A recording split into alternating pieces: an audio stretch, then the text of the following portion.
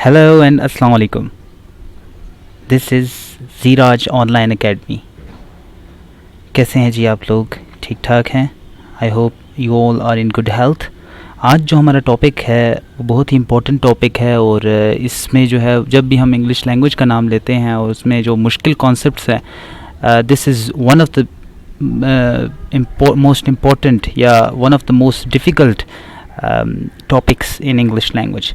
ठीक है, और वो है टेंसेस।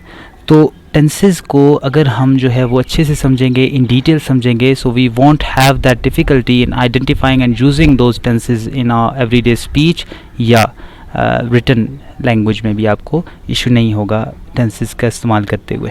So let's start. लेकिन स्टार्ट करने से पहले मैं चाहूँगा कि थोड़ा सा आपको जो है वैसे बताऊँ और फिर आगे जाके हम यही रिपीट भी करेंगे। लेकिन टेंस जो है वो ज़माने को कहते हैं और ज़माने तीन हैं: हाल, माजी, मुस्तकबिल। ठीक है, या प्रेजेंट, पास्ट एंड फ्यूचर। अब ऐसा है कि हर एक टेंस के साथ उसका एस्पेक्ट जुड़ा हुआ है। ठीक है, जो हमें बताता है उसके बारे में मज़ीद कि जी उसकी नेचर क्या है, वो किस किस्म का एक्शन है। ठीक है, या क्या वो कंटिन्यूड है अभी, क्या वो जारी है, या वो रुक चुका है, वो हो चुका है, वो होता है आमतौर पे। ठीक है, so different kinds of actions हमारे पास होते हैं और उनकी जो नेचर है उसको बताने के लिए हम एस्पेक्ट्स का इस्तेमाल करते हैं। अब एस्पेक्ट्स कौन कौन से हैं जी? सिंपल या इंडेफिनिट, फिर कॉन्टीन्यूअस, फिर जो है वो जिसको प्रोग्रेसिव भी कहते हैं कॉन्टीन्यूअस को, फिर परफेक्ट और परफेक्ट कॉन्टीन्यूअस। तो ये एस्पेक्ट्स हैं। ठीक है, तीन टेंसेस हैं, उनके चार एस्पेक्ट्स हैं हर एक टेंस के। तो ये कुल मिला के जो है वो 12 हो गए। 3 into 4 is 12। तो ये जो है हमारे पास 12 टेंसेज हैं जी टोटल इन इंग्लिश लैंग्वेज। और इनमें ऐसा है कि दोबारा से मैं रिपीट कर रहा हूँ कि तीन टेंसेज हैं, तीन जो है वो टाइम्स हैं। Tense means time. तीन टाइम्स हैं और उनके जो है वो एस्पेक्ट्स हैं जो उनके बारे में मज़ीद हमें बताते हैं कि वो एक्शन जो है वो कंप्लीट हो चुका है, हो रहा है अभी, हो चुका था, हो रहा था, या होगा। ठीक है, या हो चुका होगा। So all of these things are told by the aspects of different tenses that we have at hand. तो चलें जी स्टार्ट करते हैं। ये तीन हमारे पास जो है वो टेंसेस हैं: फ्यूचर, पास्ट एंड प्रेजेंट। अच्छा, मेरा क्या है जी? The word tense is derived from Latin word tempus which means time. A verb indicates the time of an action, event or condition by changing its form। अब देखें जी, tense जो है वो किस लैंग्वेज से डिराइव्ड है? टेम्पस से। Sorry, किस लैंग्वेज के वर्ड से टेम्पस से डिराइव्ड है? लैटिन वर्ड टेम्पस से, और जिसका मतलब क्या है? टाइम। अब वर्ब क्या करती है? अब verb indicates the time of an action, event और condition by changing its form. अब देखें कि वर्ब जो है हमें एक्शन के बारे में बताती है जी कि वो किस टाइम पे हुआ, एक एक्शन या एक वाक़या किस टाइम पे हुआ। ठीक है, और किस तरह बताती है, मतलब उसकी नेचर के बारे में हमें कैसे पता चलता है? जब वो फॉर्म चेंज करती है अपनी, बाय चेंजिंग इट्स फॉर्म, तो हमें ये पता चल जाता है। जिस तरह देखें ING जब हम लगाते हैं तो हमें पता चलता है ये कॉन्टीन्यूड या कॉन्टीन्यूअस एक्शन है। ठीक है, सो ये जो चीज़ें हैं छोटी छोटी जो हम साथ लगाते हैं वर्ब के, these things tell us that is the verb in continuous form, indefinite form, ठीक है, या परफेक्ट फॉर्म या परफेक्ट कॉन्टीन्यूअस फॉर्म। तो इन चीज़ों को देख के हम अंदाज़ा लगाते हैं कि नेचर क्या है एक्शन की। Based on time frame. अब देखें, बेस्ड ऑन टाइम फ्रेम का क्या मतलब है कि टाइम की बेस पे अगर हम डिवीजन करें, सो द वर्ब टेंसेज में be categorized according to the time frame: present tense, past tense और फ्यूचर टेंस। टाइम के हिसाब से अगर हम ज़मानों की तकसीम करें तो वो कौन से हैं जी? प्रेजेंट है टेंस, पास्ट टेंस है और फ्यूचर टेंस है। अब तीनों का अलग-अलग से जो है वो हम देखते हैं कि इनमें क्या चीज़ें, किन चीज़ों के बारे में बात होती है, ये किन एक्शंस के बारे में बात होती है। Present tense expresses an unchanging, repeated और रिकरिंग एक्शन और situation that exists only now. It can also represent a wide spread truth. अच्छा देखें, अच्छा इसको ट्रूथ पढ़ना है। ठीक है, ये ट्रूथ नहीं है, ट्रूथ है। ये हम गलती करते हैं। मैं साथ साथ आपको कोशिश करूँगा कि प्रोनाउंसिएशन भी जितनी मुझे आती है जिन जिन वर्ड्स की वो आपको बताऊँ, ताकि आप नेटिव लाइक प्रोफिशिएंसी अचीव कर पाएँ इंग्लिश लैंग्वेज में। तो प्रेजेंट टेंस में जो है वो हमें क्या चीज़ पता चलती है जी? एक तो अनचेंजिंग, मतलब जो रूटीन होती है, ठीक है, जो तब्दील नहीं होती, या हम कह सकते हैं यूनिवर्सल ट्रूथ भी इसको कह सकते हैं, जिसका नीचे वाइड स्प्रेड ट्रूथ बात हुई है, या रिपीटेड हैबिट जिसे हम कहते हैं, हैबिट्स के बारे में बात करने के लिए, रूटीन के बारे में बात करने के लिए, या बार बार कोई एक्शन हम करते हैं, बार बार कोई वाक़या होता है।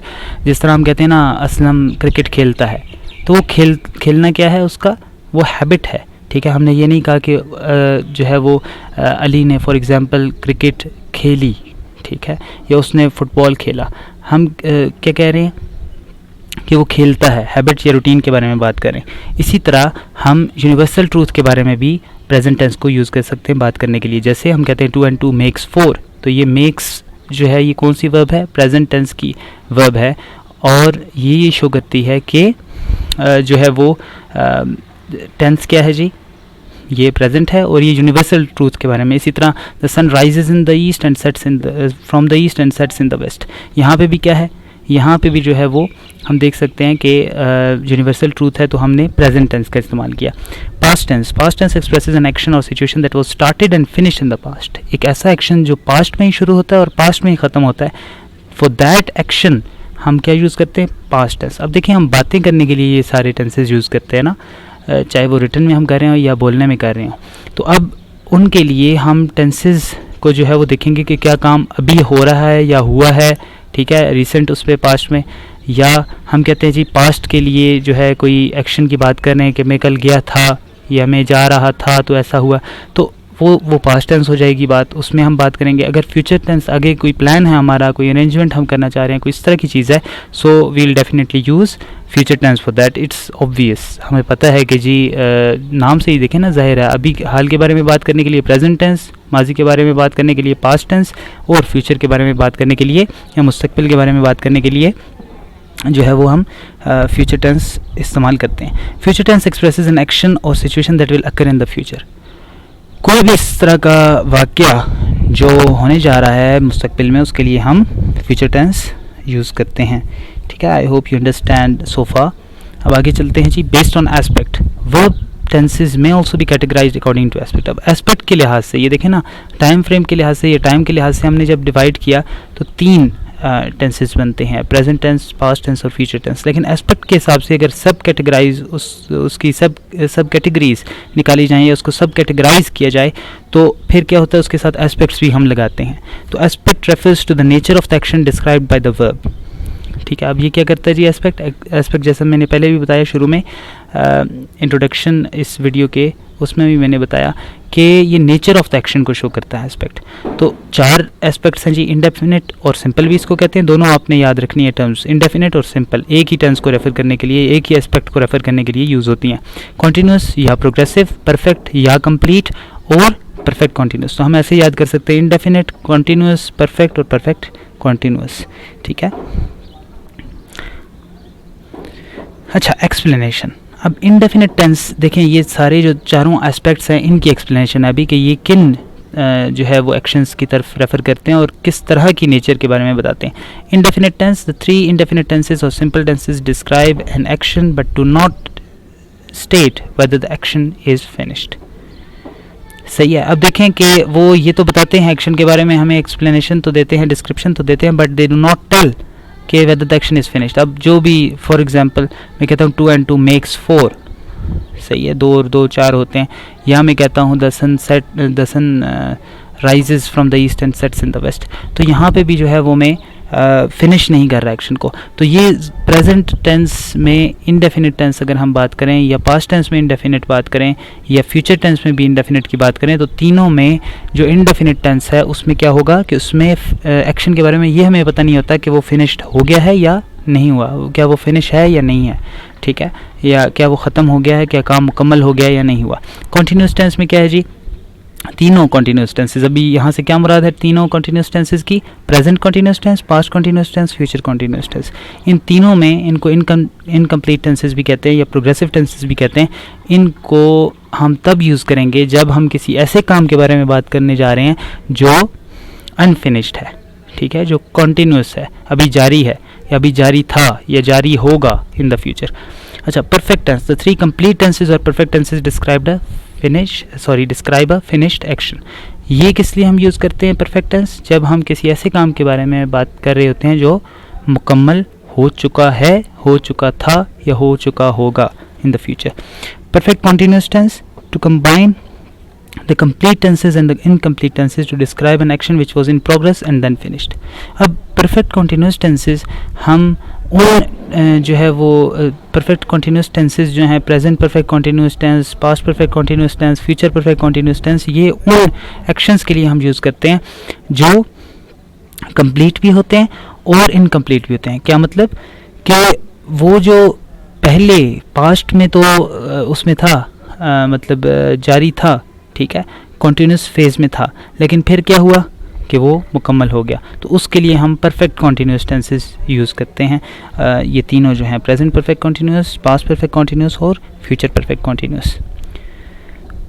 There are 12 possible verb tenses. अब इसको शुरू करने से पहले मैं एक चीज़ आपको बता दूं कि आपने जो भी आपको लगता है कि इसमें मुश्किल है, कोई चीज़ समझ नहीं है, या आपने कमेंट सेक्शन में मुझे बताना है और मैं उधर ही आपको इंशाल्लाह आंसर करूँगा.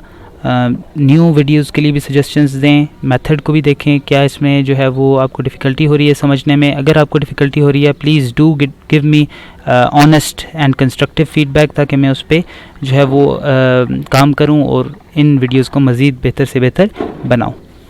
अच्छा, there are 12 possible verb tenses. सही है. अब पॉसिबल वर्ब टेंसेस का क्या मतलब जी? जो हो सकते हैं, मुमकिन जो है वर्ब टेंसेस वो 12 हैं. Verb tenses present, past, future. या आप याद रखने के लिए एक मैप बना सकते हैं अपने जहन में भी या किसी पेपर पे भी, और ये याद रख सकते हैं. Present indefinite, present continuous, present perfect और प्रेजेंट परफेक्ट कॉन्टीन्यूस. जैसा कि मैंने बताया, चारों एस्पेक्ट्स को अलग-अलग सारे जो टेंसेस हैं तीनों उनके साथ बना दिया गया है, ठीक है, नीचे डायग्राम में. Future indefinite, future continuous, future perfect continuous. इसी तरह past indefinite, past continuous, past perfect और पास्ट परफेक्ट कॉन्टीन्यूस. तो ये चीज़ें हम पहले ही कर चुके, but you need to remember कि इनको एस्पेक्ट्स कहते हैं, ये हमें नहीं पता होता आमतौर पे. सही है. The rules of tenses. अब कुछ रूल्स हैं जी जो आप अगर याद रखें, लेकिन जिस तरह याद हमें नहीं होंगे. मेरा ख्याल है कि हम बेहतर तौर पे टेंसेस को तभी सीख पाएंगे जब आप पहले बोलना शुरू करें. पहले जो है वो अगर आप इंग्लिश लैंग्वेज बोलना शुरू कर दें, आपको टेंसेस का बेशक ना पता हो उस तरह, ठीक है, स्ट्रक्चर वाइज, लेकिन आपको वैसे यूज़ में बताओ कि कब हमने कौन सा टेंस यूज़ करना है. आप सुने ज़्यादा से ज़्यादा नेटिव स्पीकर्स को, अंग्रेज़ों को, तो यू विल गेट बेटर, ठीक है. और फिर आप जो है आपके लिए गपशप होती है, ग्रामर सीखनी है, आप इसी तरह सीख लेते हैं. इसी तरह मैंने भी सीखी है ख़ुद भी, ठीक है. I teach English language to जो है वो कॉलेज लेवल स्टूडेंट्स नाउ. लेकिन ये है कि मैंने भी अगर टेंसेस की बात की जाए तो उस तरह मैंने नहीं सीखे जिस तरह हमें शुरू से सिखाया जाता है. तो मैंने भी इसी तरह सीखे कि आप पहले जो है वो शुरू करें सुनना, मूवीज़ वगैरह देखें, उनके सबटाइटल्स के साथ मूवीज़ देखें, साथ देखें नीचे जी क्या कह रहा है, ठीक है, या क्या कह रहा है कोई भी कैरेक्टर, और फिर क्या करें कि उसके बाद अगर आप टेंसेस इस तरह सीखेंगे तो आपको अच्छे से समझ भी आएगी और कंफर्मेशन भी होगी कि अच्छा वो जो मैं सुन रहा था वो इसी तरह है, वाकई में स्ट्रक्चर यही वाला फॉलो होता है. तो उससे बड़ा इजी हो जाता है टेंसेस सीखना. अच्छा, प्रेजेंट टेंस में क्या होता है जी? Subject plus first form of the verb plus S और एस. जिस तरह 2 and 2 मेक्स 4 में मैंने देखें एस लगाया है मेक के साथ, और फर्स्ट फॉर्म है वर्ब की और साथ सब्जेक्ट है, ठीक है. आगे जाके हम एग्जांपल्स भी करेंगे, लेकिन यहाँ पे मैं आपको ये बता रहा हूँ कि जस्ट स्ट्रक्चर के लिए कि इसका मतलब क्या है जो कुछ लिखा हुआ है यहाँ पे. प्रेजेंट प्रोग्रेसिव फॉर्म में क्या है जी? Subject plus is am are plus verb की फर्स्ट फॉर्म और आई एन जी. इसी तरह सब्जेक्ट हैव हैज़ लगाते हैं, हैव प्लूरल के साथ और हैज़ सिंगुलर के साथ. एक्सेप्शन है आई हैव ही होगा, मतलब आई हैव सिंगुलर, लेकिन फिर भी हम हैव लगाते हैं. अच्छा, और इसके साथ क्या जी? परफेक्ट टेंसेस के साथ हमेशा आपने याद रखना है कि परफेक्ट टेंसेस के साथ जो परफेक्ट टेंसेस हैं, सिर्फ परफेक्ट कॉन्टीन्यूस नहीं, परफेक्ट टेंस, जो परफेक्ट टेंसेस हैं, past perfect tense, future perfect tense और प्रेजेंट परफेक्ट टेंस, इन तीनों में third form of the verb लगती है, ठीक है. और इसके साथ बिन लगेगा जी इसमें प्रेजेंट में, ठीक है. अच्छा, प्रेजेंट परफेक्ट प्रोग्रेसिव में क्या होगा, या प्रेजेंट परफेक्ट कॉन्टीन्यूस में क्या होगा? Subject plus has have plus been plus verb की फर्स्ट फॉर्म और आई जी. अच्छा, पास्ट सिंपल में क्या है? सब्जेक्ट प्लस वर्ब की सेकंड फॉर्म. पास्ट कंटिन्यूस में क्या है? Subject plus was verb plus first form of the verb plus I N G. सही है. और पास्ट परफेक्ट में subject plus had plus third form of the verb been, उसके साथ बिन लगेगा. फिर पास्ट परफेक्ट कॉन्टिन्यूस में क्या है जी, subject plus had been plus first form of the verb plus I N G. Future में क्या है, सब्जेक्ट फ्यूचर सिंपल में subject plus will shall plus first form of the verb. Future progressive या future continuous में क्या है, subject plus will be plus first form of the verb plus I N G. और future perfect continuous में subject plus will have plus third form of the verb. देखें इधर third form of the verb तीनों ऊपर column में अगर आप देखें तीनों में परफेक्ट टेंसेस में तीनों में जो है वो क्या है, third form of the verb है। और फ्यूचर परफेक्ट कॉन्टिन्यूस टेंस में क्या है जी, subject plus will have been plus first form of the verb plus I N G. तो ये जो है ये हम तब तक सही तौर पे नहीं सीख पाएंगे जब तक हम एग्जांपल्स नहीं देखेंगे और जब तक हम इस्तेमाल नहीं करेंगे ये एग्जांपल्स अपनी डेली लाइफ में, अपनी डेली रूटीन में, अपने जो है वो डेली कन्वर्सेशन में। तो आपने कोशिश करनी है, being a English language teacher मैं आपको ये चीज़ बता रहा हूँ और मेरा अपना भी एक्सपीरियंस इसी तरह है कि मैंने खुद भी इसी तरह टेंसेस सीखे हैं कि मैंने जो है वो इनको यूज़ किया है, इनको बोल बोल के इनको पहले सुना है, सबसे पहले मूवीज़ देखी, इस तरह की जो है वो कन्वर्सेशन सुनी, शोज़ डिफरेंट जो है वो देखे सुने, तो उसके बाद जो है मैंने ये बोलना भी शुरू किया और फिर जो है वो ये आसान हो जाता है। रूल्स वगैरह समझने की ज़रूरत ही नहीं होती, आप वैसे रूल्स डिराइव कर सकते हैं अपनी कन्वर्सेशन में से, बिकॉज यू नो इट कि कैसे यूज़ होती है लैंग्वेज, और उसमें से आप खुद लिख सकते हैं रूल। मतलब आप एक सेंटेंस लिखेंगे उसमें रूल उसी में होता है मौजूद, ठीक है। आप एग्जाम्पल में से स्ट्रक्चर निकालें या स्ट्रक्चर में से एग्जाम्पल निकालें, मुझे लगता है कि स्ट्रक्चर से जिस तरह ये सामने लिखे हुए रूल्स, इनसे एग्जाम्पल निकालना ज़्यादा मुश्किल है बनिस्बत इसके कि आप एक एग्जाम्पल लें और उसमें से स्ट्रक्चर को निकालें। तो अगर आप एग्जाम्पल पहले जानते हैं, आपको पहले सीख जाते हैं आप लैंग्वेज, तो आपके लिए ईजी हो जाएगा स्ट्रक्चर को उसमें से जो है वो निकालना, ठीक है। और फिर आप उसमें से डिड्यूस कर पाएंगे स्ट्रक्चर को।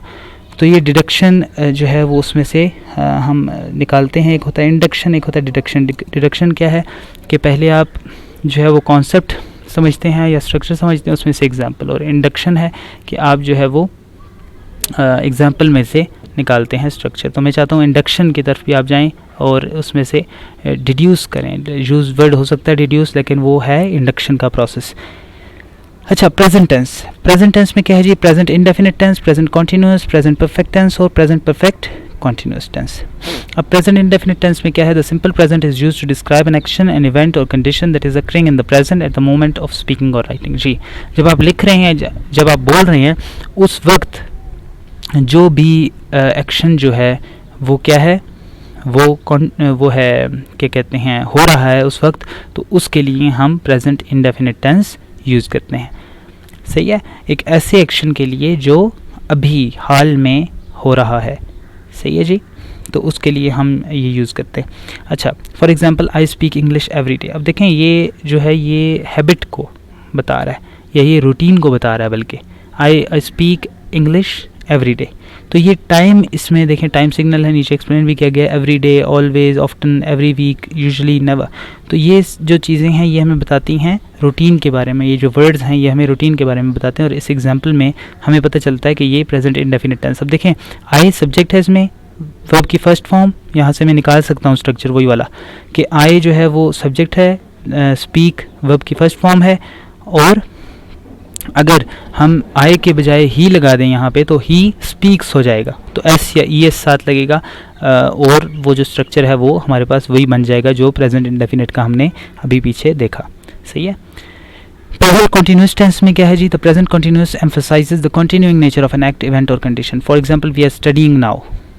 अब यहाँ देखें कि अभी की बात हो रही है लेकिन एक जारी एक्शन की बात हो रही है, एक कंटिन्यूस एक्शन की बात हो रही है, तो उसके लिए हम प्रेजेंट कॉन्टिन्यूस यूज़ करेंगे एक ऐसे एक्शन के लिए जो प्रेजेंट में है, हाल में है, बट इट्स स्टिल कंटिन्यूइंग, अभी भी वो कंटिन्यूस फॉर्म में है, वो हो रहा है, वो ख़त्म नहीं हुआ। ठीक है, जिस तरह अभी अगर मैं कहूँ वी आर लर्निंग टुगेदर, तो देखें कि ये क्या है, we are learning together, present continuous tense में ये मैंने सेंटेंस बोला है और अभी भी हम पढ़ रहे हैं। सही है, तो ये अभी ख़त्म नहीं हुआ, ये जो एक्शन है, ये हमारा टीचिंग एंड लर्निंग का जो एक्शन है ये ख़त्म नहीं हुआ। अब टाइम सिग्नल इसमें देखें, now, at present, at the morning, today. तो यहाँ पे हम जब ये यूज़ करते हैं, ये हम प्रेजेंट में यूज़ करते हैं एक तो, और दूसरा हम जो है वो इनको देख के अंदाज़ा लगा सकते हैं कि प्रेजेंट टेंस की बात हो रही है। ठीक है, कंटिन्यूस में भी यूज़ कर सकते हैं, बाकी प्रेजेंट टेंसेस में भी आप ये यूज़ कर सकते हैं, but looking at these words we get to know कि जी ये जो है वो प्रेजेंट की ही उसमें यूज़ हो सकते हैं। ये वर्ड्स प्रेजेंट की बात में ही, कोई प्रेजेंट टेंस की ही बात होगी जिसमें ये वर्ड्स यूज़ होंगे। still perfect tense. The present perfect tense is used to describe action that began in the past and continues into the present or has just been completed. अब यहाँ पे आपने थोड़ा सा जो है वो अटेंशन ज़्यादा देनी है. अब प्रेजेंट परफेक्ट जो है टेंस एक ऐसे एक्शन को डिस्क्राइब करने के लिए यूज़ किया जाता है जो पास्ट में शुरू हुआ, ठीक है, और अभी भी जारी है या अभी अभी ख़त्म हुआ है. तो देखें, जब आप कहते हैं ना कि पास्ट में शुरू हो और अभी अभी ख़त्म हुआ है, तो जब कुछ देर पहले ख़त्म हुआ है तो वो तो पास्ट हो जाना चाहिए, लेकिन हम रीसेंट पास्ट के लिए प्रेजेंट परफेक्ट को यूज़ करते हैं. मतलब जो अभी अभी ख़त्म हुआ, अगर मैं कहता हूँ I have done my work, तो I have done my work जब हम कहते हैं ना, वो टीचर क्लास में जो है बच्चों को कोई भी जो है वो टास्क देते हैं और उसके बाद बच्चे कहते हैं कि आई हैव डन माई वर्क, ठीक है, हर बच्चा कह रहा होता है. तो I have done my work जो है वो क्या, अभी अभी उसने किया होता है, मुकम्मल तो कर लिया होता है उसने, वो पास्ट में हो जानी चाहिए बात. लेकिन हम रिसेंट पास्ट के लिए जो अभी अभी कोई चीज़ होती है कुछ देर पहले, कुछ ही लम्हों पहले, तो उसके लिए हम प्रेजेंट परफेक्ट का यूज़ करते हैं, हैव यूज़ करते हैं उसमें, ठीक है. और दूसरा क्या है कि एक ऐसा एक्शन जो पास्ट में शुरू हुआ एंड इज स्टिल कंटिन्यूइंग, तो उसके लिए भी हम जो है वो प्रेजेंट परफेक्ट का इस्तेमाल करते हैं. For example, I have lived here for 2 years. अब देखें, I have lived here for 2 years का मतलब है कि I am still living here, और मैं जो है वो यहाँ पे 2 साल मुझे हो गए और अभी भी मैं यहाँ पे जो है वो हो सकता है कि रह रहा हूँ. या हम ये तब भी कहेंगे कि जब हम यहाँ से जा रहे हैं और हम कहते हैं I have lived here for 2 years. सही है. अब यहाँ पे कब हम ये कहेंगे कि अगर मैं कहता हूँ कि अभी भी यहाँ रह रहा हूँ, फिर हम लगाएंगे I have been living here for 2 years, कि अभी भी मैं रह रहा हूँ जो है, और मैं 2 साल से यहाँ पे रह रहा हूँ. तो इसके लिए हम फिर प्रेजेंट परफेक्ट कॉन्टीन्यूस यूज़ करते हैं. लेकिन प्रेजेंट परफेक्ट का मतलब है कि मैं यहाँ पे 2 साल रह चुका हूँ. टाइम सिग्नल क्या है, once twice for 2 years since 1993 this week. अच्छा, present perfect continuous tense. The present perfect continuous tense is used to describe an action, event or condition that has begun in the past and continues into the present. ठीक है. अब present perfect continuous उस action के लिए use किया जाता है जो पास्ट में शुरू हो और अभी भी प्रेजेंट में भी जारी हो. It has been raining all day, it is still raining right now. तो देखें कि it has been raining all day का क्या मतलब है कि पूरे दिन से बारिश हो रही है. सही है. और it is still raining right now, अभी भी बारिश हो रही है. तो time signal all day, all morning, for, since इसमें लगता है जी हैव बिन के साथ या हैज़ बिन के साथ, ठीक है, अक्सर. तो ये हमने ख्याल करना है कि हमें पता हो कि प्रेजेंट परफेक्ट कौन सा और प्रेजेंट परफेक्ट कॉन्टीन्यूअस कौन सा है. सही है. अच्छा, पास्ट टेंस. अब पास्ट टेंस में देखें जी, past indefinite tense, past continuous tense, past perfect tense और पास्ट परफेक्ट कॉन्टीन्यूअस टेंस. तो पास्ट इंडेफिनिट देखते हैं. The simple past is used to describe an action, an event और condition that occurred in the past. जाहिर है एक past tense जो है, नाम से ही जाहिर है कि सिंपल पास्ट जो है वो एक ऐसे एक्शन को जो है वो एक्सप्रेस करने के लिए हम यूज़ करते हैं. एक ऐसी बात, एक ऐसे एक्शन के बारे में बात करने के लिए हम यूज़ करते हैं जो पास्ट में मुकम्मल हो चुका हो, माजी में मुकम्मल हो चुका हो. सही है. तो he bought a pair of shoes yesterday, उसने एक जोड़ा जूते जो है वो कल ख़रीदे. He bought a pair of shoes yesterday. तो येस्टरडे होता है गुज़रा हुआ कल, ठीक है. अब यहाँ पे हमें ये चीज़ पता चल जाती है कि ये एक्शन जो है वो कंप्लीट हो चुका है. कल से भी हमें ये बात पता चल जाती है, कल जो वर्ड यूज़ हुआ है, और हमें बॉट को देख के भी ये चीज़ पता चल जाती है कि वो एक्शन जो है, और हमने बॉट को देखना है, हमने वर्ब को देखना है. तो second form of the verb use हुई है यहाँ पे, और हमें इसको देख के पता चल जाता है कि उसने कल, जो गुज़रा हुआ कल है, एक जोड़ा जूते ख़रीदे. अच्छा, टाइम सिग्नल क्या है जी, yesterday, last month, last night, a fortnight ago. सही है. तो ये यहाँ से हमें जो है वो टाइम का सिग्नल मिलता है कि जी कब एक काम जो है वो हुआ. Past continuous tense. The past continuous tense is used to describe actions on going in the past. यहाँ पे ये गलती है, डिस्क्राइब होना चाहिए, यहाँ पे टू के साथ हमेशा डिस्क्राइब लगेगा, ठीक है. तो ये देखें साथ, ये कॉन्सेप्ट पीस गलती की वजह से आपको मैं बता पाया कि टू के साथ जो है वो क्या लगेगा, हमेशा first form of the verb. तो यहाँ पे डिस्क्राइब होगा ना कि डिस्क्राइब्ड. तो ये गलती है, sorry for that. For example, when you called me I was playing the piano. सही है. अब देखें, when you called me I was playing the piano. अब पास्ट कंटिन्यूअस टेंस दो जो है वो एक्शंस के लिए स्पेशली यूज़ किया जाता है जब एक एक्शन हो रहा था, ठीक है, और दूसरा एक्शन उसमें हुआ, तो इसके लिए हम ये यूज़ करते हैं आमतौर पे कि when you called me I was playing the piano, मतलब I was playing the piano पहले था, ठीक है, और उसमें जो है वो दूसरे बंदे ने जब बुलाया आपको, तो आप कहते हैं बाद में जब उसका जिक्र करते हैं तो आप कहते हैं when you called me I was playing the piano. तो एक एक्शन जो है वो कॉन्टीन्यूस था और उसमें दूसरा एक्शन जो है वो बीच में इंटरप्ट करता है उसको, तो हम इसके लिए भी पास्ट कॉन्टीन्यूस यूज़ करते हैं। और पास्ट कॉन्टीन्यूस उस टेंस के लिए यूज़ करेंगे, उस बात के लिए यूज़ करेंगे जो कॉन्टीन्यूस थी। तो आई वॉज प्लेइंग द पियानो में वॉज प्लेइंग ये शो कर रहा है कि ये कॉन्टीन्यूस में एक्शन था, ठीक है। और टाइम सिग्नल देखें, when, while, all day, yesterday. Past perfect tense. The past perfect tense is used to refer to actions that took place and were completed in the past. Past perfect ऐसे tenses के लिए, ऐसे actions के लिए use किया जाता है, ऐसे actions के लिए यूज़ किया जाता है जो है वो पास्ट में ही हुए और पास्ट में ही कंप्लीट हो गए। पास्ट में ही स्टार्ट हुए, पास्ट में ही कंप्लीट हुए। I had written a letter before I went to the post office, ठीक है, मैं एक लेटर लिख चुका था इससे पहले कि मैं पोस्ट ऑफिस गया। तो मैं पोस्ट ऑफिस जाने से पहले एक लेटर लिख चुका था। I had written a letter before I went to the post office. I हमेशा कैपिटल होगा, ये भी यहाँ पे एक एरर है, सही है। अच्छा, टाइम सिग्नल को देखें, बिफोर, एज सुन एज। अब मैं नेक्स्ट टाइम ये करूँगा कि मैं इनको एक दफ़ा देख लूँगा। असल में ये जो स्लाइड्स थी ये किसी ने वो की थी प्रिपेयर, तो इसमें जो है वो गलतियाँ हैं, लेकिन मैं आपको साथ साथ बता रहा हूँ, तो इससे ये हो सकता है कि आपकी ये गलतियाँ ना हों दोबारा। और मैं भी कोशिश करूँगा कि नेक्स्ट टाइम जब वीडियो बनाऊँ तो उसमें ये जो है वो देखूँ पहले और फिर इनको सही करके और फिर जो है वो न्यू वीडियोज़ अपलोड करूँ। तो आपने ये चीज़ समझनी है कि आई हमेशा जो है कैपिटल होगा, शुरू में हो, एंड पे हो या दरमियान में हो। जिस तरह बिफोर आई वेंट में यहाँ देखें आई जो है वो स्मॉल केस में यूज़ हुआ है, जो कि एरर है। और इसी तरह पीछे भी हमने देखा कि डिस्क्राइब्ड लिखा हुआ था, टू डिस्क्राइब्ड, और वो डिस्क्राइब होना चाहिए। तो ये चीज़ें आपने कोशिश करनी है कि आपकी गलतियाँ ना हों, ठीक है। Past perfect continuous tense. The past perfect continuous is used to indicate that a continuing action in the past began before another past action began or interrupted the first action. ठीक है। अब इसमें क्या होता है जी, इसमें हम इस टेंस को तब यूज़ करते हैं जब एक continuing एक्शन, एक जारी अमल जो है वो, एक जारी फेल वो होता है, शुरू होता है एक पास्ट एक्शन से पहले, सही है। और ये भी हो सकता है कि वो इंटरप्ट हो पहले एक्शन से। तो इसमें हम देखते हैं we had already been staying in London for 3 years। तो हम पहले ही जो है वो उधर लंदन में रह रहे थे, कितने साल से, 3 साल से।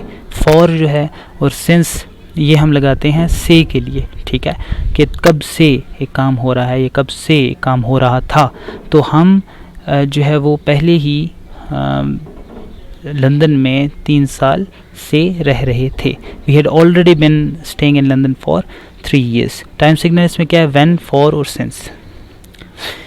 अच्छा, फ्यूचर टेंस। अब फ्यूचर टेंस में क्या है जी, वही वाले 4 एस्पेक्ट्स हैं, future indefinite, future continuous, future perfect और फ्यूचर परफेक्ट कॉन्टीन्यूस। यहाँ पे एक और चीज़ आपको बताऊँ, कॉन्टीन्यूस की जो स्पेलिंग है जिसमें हम बहुत ज़्यादा मिस्टेक करते हैं। मैं साथ साथ ये चीज़ें जो आपको बता रहा हूँ ये आपने ये भी देखनी है और ये भी आपने करेक्शंस करनी है अपनी, अगर आप ये गलती करते हैं, क्योंकि मेरे अक्सर स्टूडेंट्स मैंने देखा है कि वो ये गलती करते थे और मैंने फिर उनकी करेक्शन की थी। तो साथ साथ मैं आपको प्रोनाउंसिएशन भी बताऊंगा इंशाल्लाह, और साथ में जो है वो आपको ये भी बताऊंगा कि स्पेलिंग मिस्टेक्स कहाँ पे हम करते हैं, कहाँ पे ग्रामर की हमारी मिस्टेक्स होती हैं, स्ट्रक्चर की, और आपको इंशाल्लाह उससे बहुत ज़्यादा हेल्प होगी, सही है। तो आपने फीडबैक भी देनी है, आपने मुझे कमेंट सेक्शन में बताना है कि what else should I do to make my teaching better and better. अच्छा, फ्यूचर इंडेफिनिट टेंस। अब फ्यूचर इंडेफिनिट टेंस में क्या है जी, the simple future is used to refer to actions that will take place after the act of speaking और writing. अब जब मैं बोल रहा हूँ या जब मैं लिख रहा हूँ इसके बाद कोई एक्शन होने जा रहा है इन द फ्यूचर, तो उसके लिए मैं फ्यूचर टेंस यूज़ करूँगा या फ्यूचर सिंपल टेंस यूज़ करूँगा। She will go to Paris tomorrow, ठीक है, वो कल पेरिस जाएगी। I am going to read newspaper tomorrow, मैं कल न्यूज़पेपर पढ़ूँगा या पढ़ने जा रहा हूँ, लेकिन वैसे हम इसको कहते हैं पढ़ूँगा। टाइम सिग्नल देखें, tomorrow, next week, next year, तो आगे की बात होगी इसमें। सिग्नल को देख के हमें पता चल जाएगा जी टुमारो। अब देखें पिछले उसमें जो पास्ट वाला था उसमें क्या था, येस्टरडे, उसको देख के हमें टाइम का पता चल जाता है कि जी पहले अगर कोई चीज़ हुई है, पुरानी चीज़ है, येस्टरडे कल कोई बात हुई है, तो वो पास्ट में होगी, और फ्यूचर में तभी हो सकती है जब वो टुमारो लगाएं। कभी कभी हम ये गलती भी करते हैं, कुछ स्टूडेंट्स को मैंने देखा है वो येस्टरडे की जगह टुमारो लगा देते हैं। दोनों का मतलब तो कल है ना, एक गुजरा हुआ कल है, एक आने वाला कल है। तो टुमारो हम आने वाले कल के लिए लगाते हैं और येस्टरडे गुजरे हुए कल के लिए। नेक्स्ट वीक आने वाला जो वीक है, और नेक्स्ट ईयर अगला साल। तो आपको इधर से टाइम सिग्नल से ये पता चल जाता है कि जी फ्यूचर की बात है या पास्ट की बात है। Future continuous tense. The future continuous tense is used to describe actions ongoing in the future. The future progressive is used to refer to continuing action that will occur in the future. For example, अब देखें future continuous tense जो है वो ऐसे actions के लिए use किया जाता है जो फ्यूचर में जारी होंगे, मतलब मुस्तकबिल में जो अमल जारी होंगे, जो एक्शंस हो रहे होंगे, उनके लिए हम फ्यूचर continuous tense यूज़ करते हैं. The future progressive is used to refer to continuing action that will occur in the future. सही है जी. I shall be going out at 8 tomorrow morning. मैं कल जो है वो टुमारो मॉर्निंग लिखा हुआ है, कल सुबह 8 बजे बाहर जा रहा हूँगा या जा रही होंगी, दोनों हो सकते हैं. I shall be going out at 8 tomorrow morning. मैं कल सुबह 8 बजे बाहर जा रहा हूँगा या जा रही होंगी. तो उस वक़्त में ये जारी होगा मेरा एक्शन जाने का. मैं वहाँ पे जा रहा हूँगा तो आप मुझे मिल सकते हैं, या कुछ भी इस तरह कह सकते हैं हम कि उधर मैं बस का इंतज़ार कर रहा हूँगा तो मुझे मिल लेना वहाँ पे या मेरे साथ चले जाना. ठीक है. Time signal tomorrow morning from 7 to 9 tonight. तो अगर हम इस तरह कहते हैं कि देखें एक मतलब एक वो देना चाहते हैं, लिमिट उसको देना चाहते हैं कि इस टाइम से लेके इस टाइम तक, जिस तरह फ्रॉम 7 to 9 tonight लिखा हुआ है, या हम कहते हैं टुमारो मॉर्निंग. सही है, हम जस्ट एक फ़िक्स टाइम बताते हैं, उसमें रेंज नहीं देते. तो ये दोनों तरीके हैं टाइम सिग्नल देने के यहाँ पे फ्यूचर कॉन्टीन्यूस टेंस के लिए. Future perfect tense. Future perfect tense में क्या है जी कि is use to refer to an action that will be completed some time in the future before another action takes place. तो एक काम के शुरू होने से पहले जब एक दूसरा काम मुस्तकबिल में मुकम्मल हो चुका होगा तो उसके लिए हम फ्यूचर परफेक्ट टेंस यूज़ करते हैं. We shall have arrived at Surabaya tonight. सही, ठीक है. अब यहाँ पे देखें टुनाइट में भी गैप है जो कि नहीं होना चाहिए, ये भी एक एरर है. तो टुनाइट साथ होगा हमेशा. वी शैल हैव अराइव्ड, हम सुराबाया पहुँच चुके होंगे आज रात. आज, अब इसका क्या मतलब है जी, आज रात के होने से पहले, ये जो एक्शन होगा इसके होने से पहले हम वहाँ पहुँच चुके होंगे. तो इसका क्या मतलब जी कि ये वाला एक्शन, पहुँचने वाला एक्शन पहले कंप्लीट हो चुका होगा और फिर क्या होगा, रात होगी. ठीक है. Time signal by next month by the end of this day. ये भी कह सकते हैं कि इस दिन के आखिर में या आखिर में और अगले जो है वो मंथ से पहले, तो ये अगले महीने से पहले. तो ये देख के हमें टाइम सिग्नल्स पता चल जाता है कि ये फ्यूचर परफेक्ट टेंस के लिए यूज़ हो सकते हैं. Future perfect continuous tense. The future perfect continuous tense is used to indicate a continuing action that will be completed at some time specified at some specified time in the future. For example, by June 2007, I shall have been working at this office for 3 years. अब देखें future perfect continuous tense जो है वो कब use होता है, एक ऐसे एक्शन, एक ऐसे जारी एक्शन को एक्सप्रेस करने के लिए कि जो कंप्लीट होगा किसी फ्यूचर में, किसी टाइम पे, एक मखसूस वक्त में, मुस्तकबिल के एक मखसूस वक्त में जब एक एक्शन जो जारी है वो मुकम्मल होगा तो हम उसके लिए future perfect continuous tense use करते हैं. कि देखें अब अगर फॉर एग्जांपल आज 2022 है तो मैं अगर कहता हूँ कि 2025 में, ठीक है, 2025 तक I shall have been working at this office for 3 years. तो 2025 में मुझे ये टीचिंग करते हुए कितने साल हो चुके होंगे. अगर मैं अभी शुरू कर रहा हूँ आपको टीचिंग करनी आज, तो मैं कहूँगा जी 3 साल हो चुके होंगे, यही वाली बात. ठीक है कि I shall have been teaching English for 3 years. By अगर मैं कहूँ जी कि by July 2025 I shall be teaching, sorry, I shall have been teaching for, या I shall have been teaching English language for 3 years. तो ये same बात है कि मैं अगर कहूँ कि जी एक फ्यूचर में एक टाइम ले लूँ और उस तक मुझे कितना वक्त हो चुका होगा अगर आज से लें. ठीक है. तो 2025 तक मुझे, या 2025 में मुझे पढ़ाते हुए 3 साल हो चुके होंगे। सो टाइम सिग्नल देखें कि बाय द एंड ऑफ भी लगा सकते हैं या बाय द एंड ऑफ 1990 कर लें, या यहाँ पे आप ये भी लगा सकते हैं कि 2025। Thank you so much. अब आपने जो है वो ऐसा करना है कि इसके जो है वो इसको देखना है और फिर इसमें मुझे फीडबैक देनी है, constructive feedback, so that I can improve my teaching method. और जो भी इसमें कमियां हैं, आपको लगता है कि आपको समझ नहीं आई, तो आप मुझसे इस बारे में पूछ सकते हैं। ठीक है, कमेंट सेक्शन में ज़रूर बताइएगा। Thank you so much.